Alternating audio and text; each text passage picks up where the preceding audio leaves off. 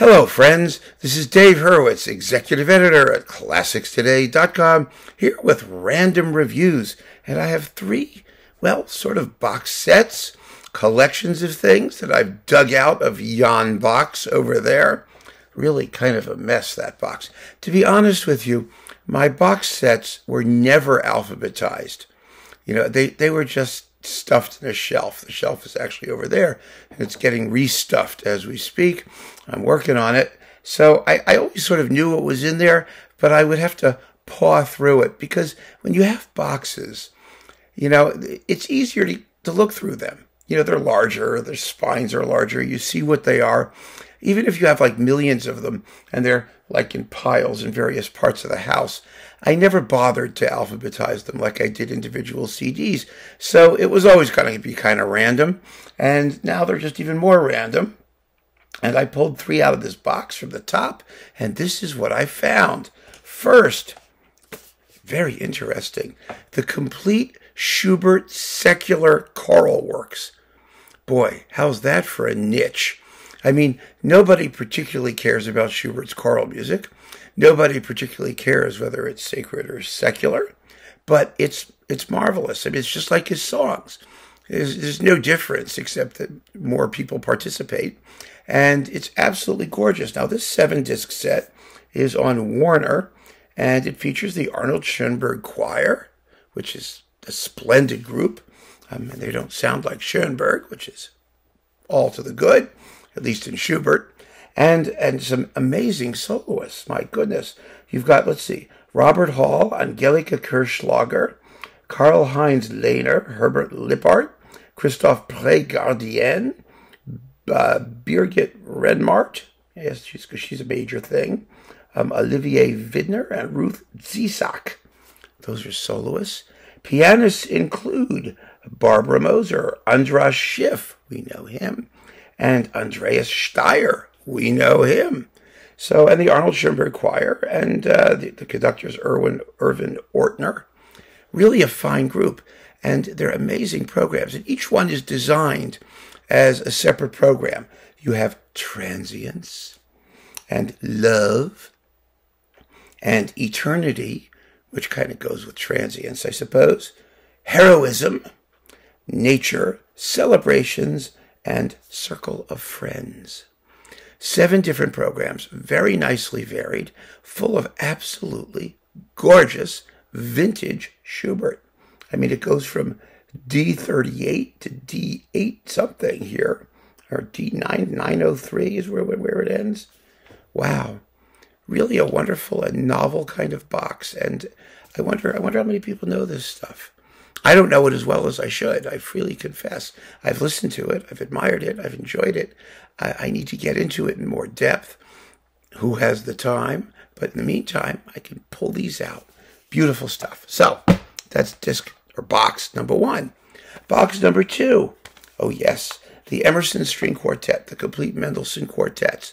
Now, Mendelssohn quartets have sort of come into their own in the past couple of decades with amazing cycles coming out. There was one on Audita with the Auren Quartet. There was the Pacifica Quartet on CD, and this one on Deutsche Grammophon with the Emersons. I mean, the Emerson quartets are a great cycle of quartets. There are 7 of them, actually, 6 in the main cycle, and then a really early one, and then some other quartet pieces. And sometimes they toss in the octet, as here, as a special bonus on an extra CD. And wowie, wow, wow, wow. This is amazing stuff. The last quartet, number 6, the one in F minor, that one people know because it was written on the death of Mendelssohn's sister, Fanny, and it's just an expressionistic nightmare. I mean, it's incredibly intense. But the others are no less fabulous. The first 2 are 2 of the most sophisticated and magnificent string quartets of the post-Beethovenian era. And the next 3, these are the Opus 44s, 1, 2, and 3, are beautiful, almost neoclassical works.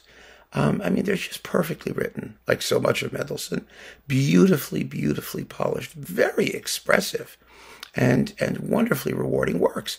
So, this is a wonderful cycle. I started collecting Mendelssohn quartet cycles because when I started writing my book on Mendelssohn, actually.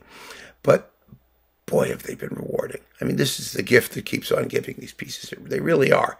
And this is a wonderful, wonderful cycle. So that was nice.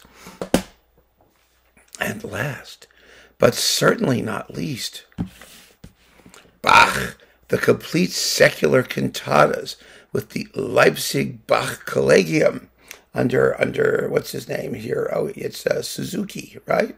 Yeah, did he tell you who it is? Yes, Masaki Suzuki. And he's wonderful. And the Collegium Japan, the Bach Collegium Japan, is amazing.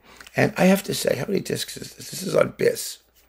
And it's got 10 CDs in a very nice box, which has a lid that you can take off. Here we go.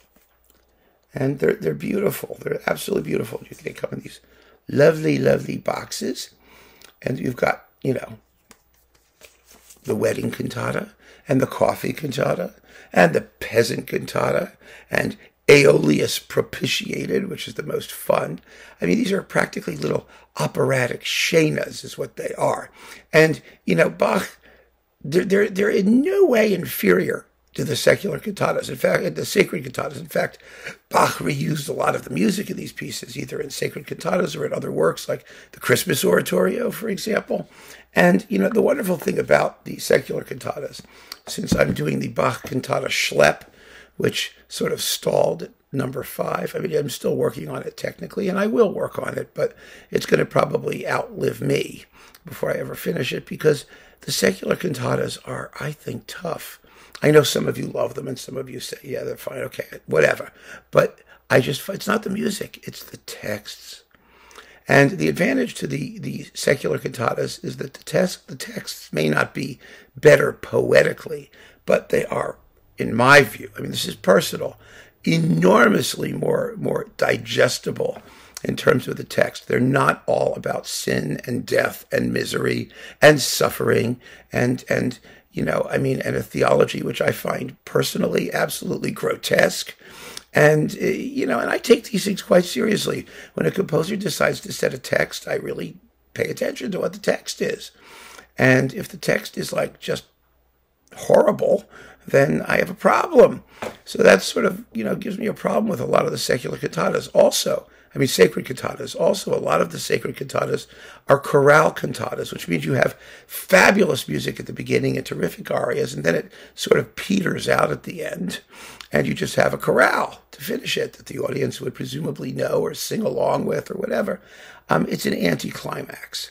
And these secular cantatas here don't. They have little choruses or somethings, or, because they tell a story and there's more of a plot. And I find the music to be every bit as appealing as in the sacred cantatas, but often they're better structured and the words are more entertaining and the stories are a little bit more engaging. Even if it's an installation cantata for, Henrik Pfefferschnicker's, town council sexton or whatever they used to do in those days in Leipzig, it doesn't matter.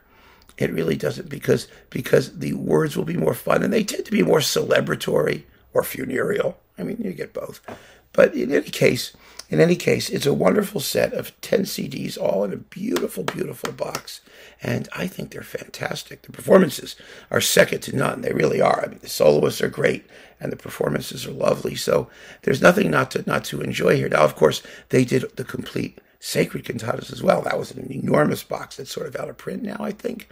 It was on BIS as well, and you get it all separately or whatever. I don't know. They should be boxed up and available inexpensively.